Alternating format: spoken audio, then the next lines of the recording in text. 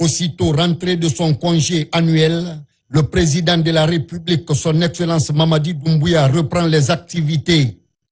Ce 14 août 2026, le chef de l'État a présidé au palais présidentiel Mohamed V une réunion extraordinaire du Conseil supérieur de la défense et de sécurité nationale, organe stratégique au cœur de la gouvernance de la défense, de la sécurité et de la souveraineté du pays.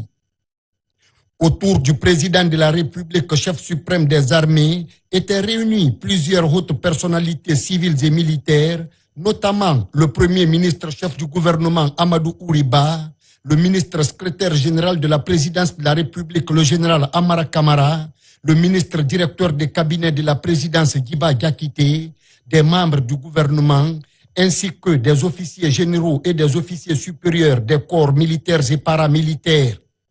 Une rencontre de haut niveau consacrée aux grands enjeux de défense et de sécurité nationale.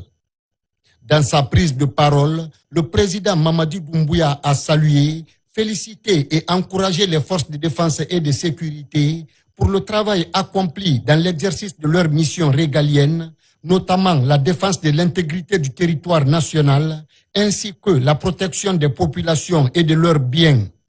Face aux défis sécuritaires, le chef de l'État a appelé les forces militaires et paramilitaires à accroître leur vigilance, à intensifier les patrouilles le long des frontières et à renforcer davantage la confraternité d'armes entre les différentes composantes des forces de défense et de sécurité. Le président de la République a également réaffirmé sa ferme détermination à poursuivre la modernisation de l'administration militaire et paramilitaire. Une ambition qui passe notamment par le renforcement des capacités opérationnelles et la dotation des forces de défense et de sécurité en moyens matériels modernes et adaptés. L'objectif, accompagner la montée en puissance de l'armée guinéenne, renforcer son efficacité opérationnelle et consolider son rôle de rempart de la souveraineté nationale.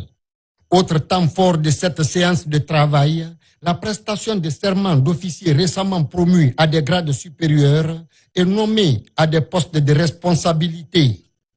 Devant le président de la République et en présence de hautes personnalités civiles et militaires, ces officiers se sont engagés solennellement à exercer leurs nouvelles responsabilités dans le respect des devoirs attachés à leurs fonctions.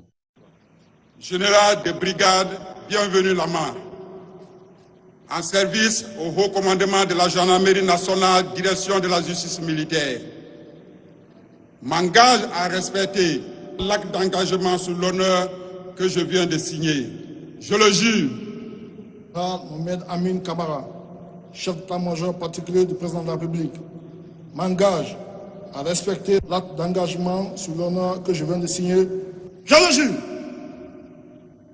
Moi, général de brigade, l'ancien Diallo, major du garnison de la ville de Grand Conakry. Je m'engage à respecter l'acte d'engagement sur l'honneur que je viens de signer. Je vous le jure.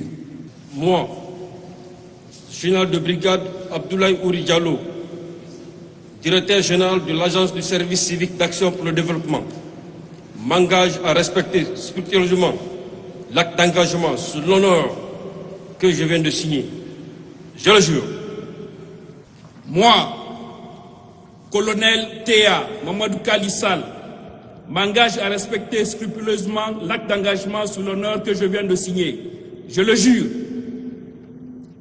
Moi, lieutenant-colonel Mohamed Samba Kébé, chef de l'unité de déminage des armées à l'état-major général des armées, m'engage à respecter scrupuleusement l'acte d'engagement sur l'honneur que je viens de signer.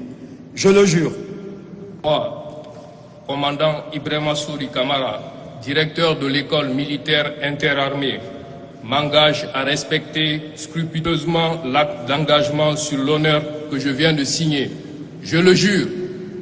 Instance stratégique de l'État, le Conseil supérieur de la défense et de sécurité nationale occupe une place centrale dans la gouvernance des questions liées à la défense, à la sécurité et à la souveraineté du pays. Placé sous l'autorité directe du président de la République, chef suprême des armées, Il participe notamment à la définition des grandes orientations stratégiques en matière de défense et de sécurité intérieure et extérieure.